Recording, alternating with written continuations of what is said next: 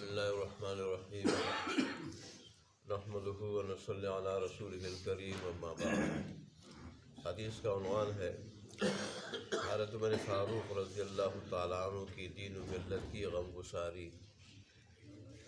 لمبی حدیث ہے، اس کا خاکہ سنا دیتا ہوں۔ حضرت مسور بن مخرمہ کہتے ہیں کہ جب حضرت عمر فاروق رضی اللہ عنہ زخمی ہو گئے،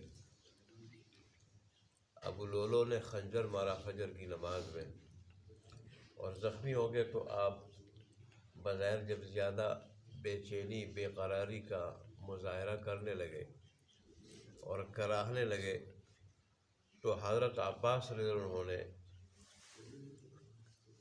ان کی طرف بے صبری کی نسبت کرتے ہوئے یا ان کو تسلی دیتے ہوئے یہ کہا کہ دیکھیں، آپ رسول اللہ صلی اللہ علیہ وآلہ وسلم کی صحبت میں رہے اور ان کی رفاقت اٹھائی، اور رسول اللہ صلی اللہ علیہ وآلہ وسلم کی صحبت کی پوری شرائط آداب کو پوری کرنے کی وجہ سے اللہ کا نبی بھی آپ سے اس حال میں دنیا سے چلے گئے، تشریف لے گئے کہ آپ سے راضی تھے۔ پھر آپ نے ابوبکر صدیق اور ان کی صحبت اٹھائی، رفاقت اٹھائی، اور وہ بھی آپ سے راضی دنیا سے گئے۔ اب پھر آپ کو اللہ نے خلافت دی، لوگوں کی صحبت اور رفاقت بھی آپ نے اس حالت میں اٹھائی کہ لوگ بھی آپ سے راضی، کہ آپ نے رعایا پروری کی اور صحیح حکمرانی کی، لوگوں کو عدل عطا کیا۔ اس عدل کی وجہ سے، رعایا پروری کی وجہ سے، اقربا پروری کی بجائے رعایا پروری کی وجہ سے اور عدل اور صحیح حکمرانی کی وجہ سے لوگ بھی آپ سے راضی ہیں، تو ظاہر ہے پھر اللہ بھی آپ سے راضی ہوگا۔ تو پھر اس قدر بے چینی بے قراری کے اظہار کی کیا ضرورت ہے؟ تو حضرت عمر فاروق رضی اللہ تعالیٰ عنہ کہنے لگے کہ آپ یہ سمجھ رہے ہیں کہ میں زخم کی تکلیف کی وجہ سے کرا رہا ہوں، یا میں موت کی وجہ سے میں ڈر رہا ہوں۔ حالانکہ موت تو مومن کی جو ہے نا وہ محبوب چیز ہے، کیونکہ موت ہی ایسی چیز ہے جو حقیقی مومن کو اللہ تبارک و تعالیٰ کے پاس اعلیٰ مقام میں ملانے والی ہے اور اللہ کے پاس لے جانے والی ہے۔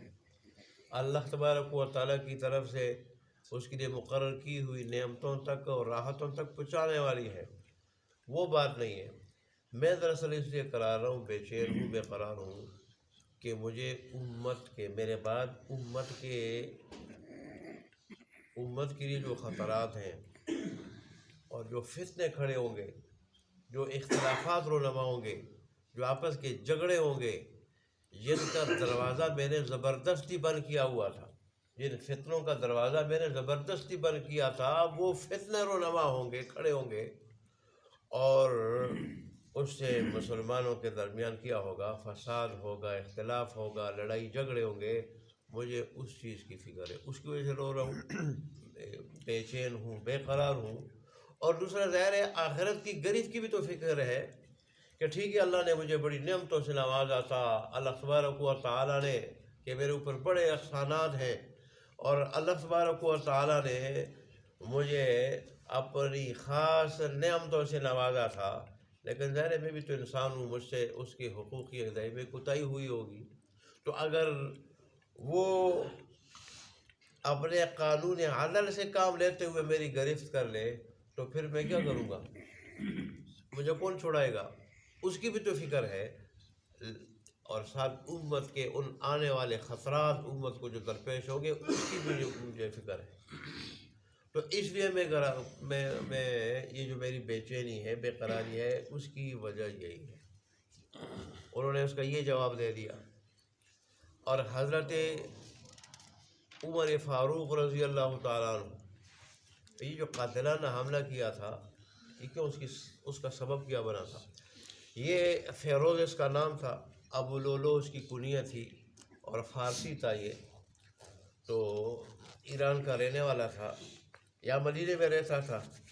یہ جس کا غلام تھا وہ تھے مغیرہ بن شعبہ۔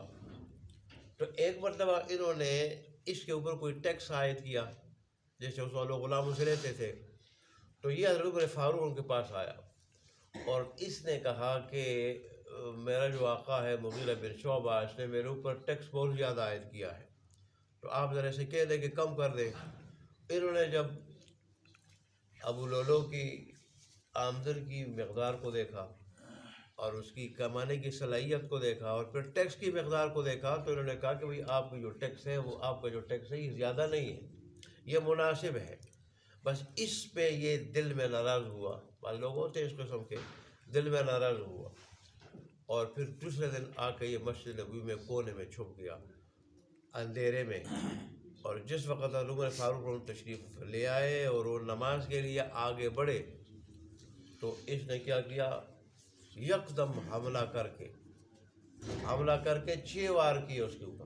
اور اس سے پہلے اس نے زہر آلودہ خنجر جو ہے نا وہ کہیں سے لے لیا تھا، جس کے جو ہے نا دونوں طرف پھلدار تھے اور دونوں طرف جو ہے وہ داری دار تھی، دونوں طرف داری دار تھی. تو اسی سے اس نے 6 وار کیے. ایک وار جو ناف کے نیچے اس نے کیا، ناف کے نیچے، اور اس سے بڑا گہرا زخم ہوا اور اس زخم کے درد اور تکلیف کی تاب نہ لاتے ہوئے حضرت فاروق ان کے گر پڑے. پھر حضرت عبد الرحمن بن عوف آگے بڑھے اور انہوں نے مختصر صورتیں پڑھی اور مختصر صورتیں پڑھ کے نماز کو مکمل کیا. پھر حضرت فاروق ان کو نماز کے بعد اٹھا کے گھر لے جایا گیا. تو اس کے پھر 2-3 دن بعد اللہ کو پیارے ہو گئے. تو حضرت عمر فاروق کی ایک بہت بڑی کرامت جس کا ذکر آتے ہیں کتابوں میں، دریائے نیل کا پانی، جس میں نے آپ کو پہلے کہا تھا ہر سال ایک لڑکی کو خوبصورت، اس کو بناؤ سنگار کر کے خوبصورت لڑکی کو والدین کی اجازت سے اچھے عمدہ کپڑے پہنا کے، زیورات پہنا کے اس میں ڈال دیا جاتا تھا. جب اس کا پانی نیچے جاتا تھا، ہر سال نیچے جاتا تھا تو اس لڑکی کو نیچے ڈالا جاتا تھا اور پھر اس کا پانی اوپر آتا تھا. اگر اس طرح نہ کیا جاتا تو پھر اس کا پانی نیچے جا کے یہ خشک ہو جاتا اور پھر قحط کے شکار ہو جاتے تھے لوگ. تو جب یہ مصر فتح ہوا اور عمرو بن العاص گورنر بنے، لوگوں نے یہ بات بتائی کہ بھئی ادھر دریائے نیل کا یہ مسئلہ ہے اور اب بھی اس کا پانی نیچے جا رہا ہے. انہوں نے کہا ایک بےہودہ رسم ہے، غلط رسم ہے، ناجائز رسم ہے، ظلم پہ مبنی ہے، شریعت اس کی اجازت نہیں دیتی. تو پھر چنانچہ ایسا ہوا، پانی نیچے گیا اور اتنا نیچے چلا گیا کہ تقریباً خشک ہونے قریب ہو گیا. اور پھر لوگوں کی زمینیں سیراب نہیں ہو رہی تھی اور نہ شہروں کی اور نہ دیہاتوں کی، اور لوگ پھر نقل مکانی پہ مجبور ہو گئے. تو انہوں نے خط لکھا عمر فاروق حضرت عمر فاروق انہوں نے اس دریائے نیل کو خطاب کرتے ہوئے ایک پرچی لکھی اور پرچی ان کے پاس بھیجو کہ اس میں ڈال دو. وہ پرچی کا عنوان کیا تھا، میں کتاب سے سناتا ہوں حضرت عمر فاروق کے الفاظ میں، ممکن ہے میں زبانی سناؤں کوئی لفظ چھوٹ جائے. بسم اللہ الرحمن الرحیم. اللہ کا بندہ عمر بن خطاب امیر المومنین کی جانب سے دریائے نیل کے نام بعد حمد و صلات. اے دریائے نیل، اگر تو اپنے اختیار اور اپنی قوت سے بہتا ہے تو مجھ کو تجھ سے کچھ کہنا نہیں ہے، پھر میں تجھے کچھ نہیں کہوں گا، تجھ سے میں کچھ نہیں کہوں گا. اور اگر اللہ تعالیٰ کے حکم اور اس کی مرضی سے تو بہتا ہے تو میں اللہ واحد قہار کے نام پہ تجھ کو حکم دیتا ہوں کہ جاری اور رواں ہو جا. عمرو بن العاص عامل مصر نے اس پرچہ کو دریائے نیل میں ڈال دیا اور صبح اٹھ کر لوگوں نے دیکھا کہ ایک ہی رات میں دریائے نیل 16 ہاتھ اوپر آ گیا ہے. 16 ہاتھ ایک ہی رات میں، اور پورے شور و زور کے ساتھ رواں ہے. اور پھر ہر سال 6 ہاتھ بڑھتا رہا، ہر سال 6 ہاتھ اس کا پانی بڑھتا رہا. اس طرح اللہ تعالیٰ نے باشندگان مصر کی اس قدیم رسم کا خاتمہ کر دیا اور اس دن سے اب تک دریائے نیل برابر جاری اور ساری. یہ حضرت عمر فاروق کی کرامت تھی. اس سے میں نے پہلے کو بات میں ایک بار سمجھ میں آتی کہ انسان کا جیسے عقیدہ اللہ کے بارے میں ہے اللہ اس کے مطابق چلتا ہے. جیسے انا عند ظنی عبدی بی، میں اپنے بندے کے گمان کے مطابق چلتا ہوں. میرے ساتھ جو گمان ہوتا ہے وہ جیسے بھی ہے، جائز ہے تو بھی، ناجائز ہے تو بھی، جائز ہے اس کو اجر دوں گا، ناجائز ہو تو پھر اس کو سزا دوں گا، لیکن اس کے مطابق میں چلتا ہوں۔ اگر اچھا گمان ہو تو اچھا چلتا ہوں، برا ہو تو برا گمان۔ اس لیے تو اللہ تبارک و تعالیٰ اور آپ کے حبیب نے فرمایا، اور علماء کہتے ہیں اللہ تبارک و تعالیٰ کے بارے میں اچھا گمان رکھنا چاہیے، اور اللہ کا حکم بھی یہی ہے۔ اب دیکھیں ان لوگوں کا یہ گمان تھا، یہ خیال تھا کہ ہم ایک لڑکی کو کیا کریں گے، قتل کریں گے، اس دریا میں ڈال کے قتل کریں گے تو اس سے اس کا پانی اوپر آئے گا، تو اس سے پانی پورا اوپر آتا تھا۔ حالانکہ قتل ناجائز، قتل ناجائز ہے، سنگین ظلم ہے۔ ساری دنیا ہلاک ہو جائے، اللہ کے اوپر اتنی باری نہیں ہے، ساری دنیا ہلاک ہو جائے اور ایک انسان ہلاک ہو جائے، یہ اللہ تبارک و تعالیٰ کے اوپر بھاری ہے، اتنا اس کا وہ قتل جو ہے نا سنگین جرم ہے۔ اس لیے تو قرآن کہتا ہے کہ جو جان بوجھ کر مومن کو قتل کرے گا ہمیشہ ہمیشہ کے لیے جہنم میں رہے گا۔ اب ذرا مومن تو ہمیشہ ہمیشہ کے لیے نہیں رہتا جہنم میں، اگرچہ وہ گناہ گار ہو۔ علماء نے لکھا یا ہمیشہ رہنے سے وقت سے طویل ہے، وقت سے زیادہ عرصہ رہنا، یہاں تک کہ اتنا عرصہ یہ رہے گا جہنم میں کہ یہ کہے گا کہ اب میں نے ہمیشہ یہاں رہنا ہے۔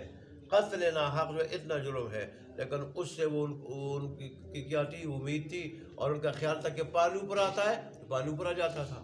لیکن پھر اللہ تبارک و تعالیٰ کا ایک بندہ اور مقرب بندہ اور اللہ کے دین کا اور اللہ کی مخلوق کا خادم حضرت عمر فاروق رضی اللہ تعالیٰ عنہ، ان کا نظریہ اور عقیدہ اللہ کے حکم کے مطابق یہ تھا کہ یہ دریا اللہ کے حکم سے چلتا ہے، یہ اس فضول اور عبث رسم سے اس کا کوئی تعلق نہیں ہے۔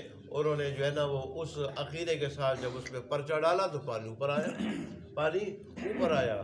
تو اس لیے اللہ تبارک و تعالیٰ ہمیں صحیح عقائد اپنانے کی اور پھر ان صحیح عقائد کے ساتھ دین پہ صحیح جیسے وہ اللہ اور اس کے رسول کا حکم ہے دین پہ عمل کرنے کی توفیق عطا فرمائے۔ وآخر دعوانا الحمدللہ رب العالمین۔